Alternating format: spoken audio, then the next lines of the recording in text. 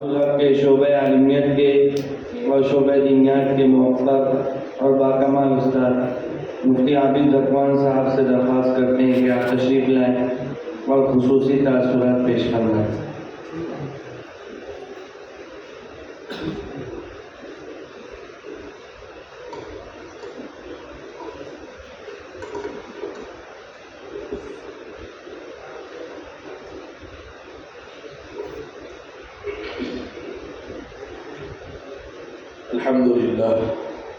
الحمد لله الذي هدانا لهذا وما كنا لنهتدي لولا أن هدانا الله والصلاة والسلام على رسول الله صلى الله عليه وسلم۔ یہ فیضان نظر تھا یا کہ مکتب کی کرامت تھی، یہ فیضان نظر تھا یا کہ مکتب کی کرامت تھی، سکھائی کس نے اسماعیل کو آداب فرزندی۔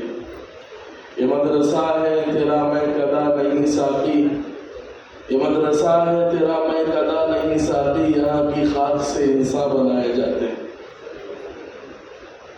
علم اللہ رب العزت کی بہت بڑی دولت ہے، اور رب ذوالجلال اس کے لیے انسانیت کے قلوب پر نظر ڈال کر چند سینوں کو منتخب کرتے ہیں علم کے۔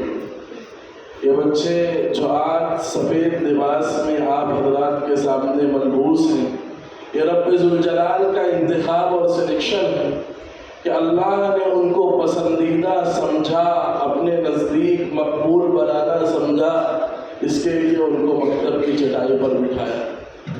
علم کس کو کہتے ہیں؟ علم کی حقیقت میں دو چیزیں شامل ہیں۔ ایک تو جو بھی چیز جس کے حاصل کرنے سے اللہ کی بزرگی، اللہ کا مجد، اس کا جلال اور اس کی قدرت اور اس کی طاقت کا اندازہ ہو اور اس سے شناسائی ہو، ایک چیز ہو۔ اور دوسری بات کہ جس چیز کو حاصل کر کے انسانیت کو سکون پہنچایا جا سکتا ہے، راحت پہنچائی جا سکتی ہے، اس کا نام علم ہے۔ مکتب کے اندر آنے والا بچہ جہاں اللہ رب ذوالجلال کو پہچانتا ہے، اللہ کے کلام کو پڑھنا سیکھتا ہے، وہی وہ انسانیت کے لیے ایک باکمال اور باہنر شخص مستقبل میں ساشات بنتا ہے۔ مکتب کی چٹائی پر بیٹھنے کے بعد بندہ اور بچہ اللہ رب العزت کے حقوق، جناب نبی کریم علیہ الصلوۃ والتسلیم کے حقوق، والدین کے حقوق اور پڑوسیوں کے حقوق، اور جو انسان ہمارے اطراف و اکناف اور ارد گرد میں رہتے ہیں ان کے حقوق کو پہچانتا ہے۔ بچہ جب یہاں آتا ہے تو اس کی نظر میں وسعت پیدا ہوتی ہے، خیالات میں پاکیزگی پیدا ہوتی ہے، اس کے قدم خیر کی جانب پڑتے ہیں، وہ ایسے امور کو انجام دیتا ہے جس کی وجہ سے والدین کا دل خوش ہوتا ہے، اور دل خوش ہونے کے بعد ان کے قلب سے دعا نکلتی ہے جو عرش الہی تھامتی ہے اور قبولیت کا پیغام لے کر دنیا میں اترتی ہے، اور دنیاوی اور اخروی کامیابیوں کی طرف اس بچے کو گامزن کرتی ہے۔ بچہ جب مکتب کے آتا ہے تو اس کی گفتار عمدگی سے اور نرمی سے اور خوشبو سے اور اسی طریقے سے مٹھاس سے بھر جاتی ہے، اس کے کردار میں پاکیزگی آ جاتی ہے، اس کا چلنا پھرنا سب کچھ بدل جاتا ہے۔ یہ مکتب معمولی چیز نہیں ہے، اسی لیے میں نے شعر کہا تھا، یہ مدرسہ ہے تیرا میں قدا نہیں ساقی، یہاں کی خاک سے انسان بنائے جاتے ہیں۔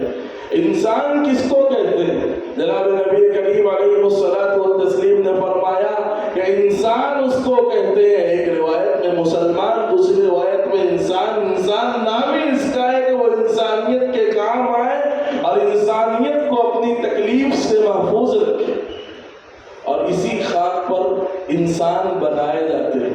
یہ کوئی معمولی جگہ نہیں ہے، ان کو معمولی نہیں سمجھنا چاہیے۔ اس مکتب کی چٹائی پر بیٹھ کر کے بندہ بہت آگے بڑھتا ہے۔ دوسری بات یہ کہ مدرسہ دعوت الحق کے متعلق میں بات کہوں گا، یہ ایک بہت بڑا اسلامک ایجوکیشنل انسٹیٹیوٹ ہے، بہت بڑا اعظم کیمپس آپ نے سنا ہوگا اور بڑے بڑے ادارے سنے ہوں گے۔ وہاں کتنے طلبہ ہوتے ہیں؟ 3000 4000 طلبہ ہوتے ہیں۔ ان کے پاس طلبہ یکجا ہوتے ہیں، اس کے باوجود بھی سنبھالنا مشکل ہوتا ہے۔ اس ادارے کے اندر 3000 سے زائد طلبہ پڑھ رہے ہیں جو الگ الگ خطوں میں ہیں، ان تمام کو ایک نظام کے مطابق چلانا معمولی بات نہیں ہے۔ ہر انسان کے بس کی بات نہیں.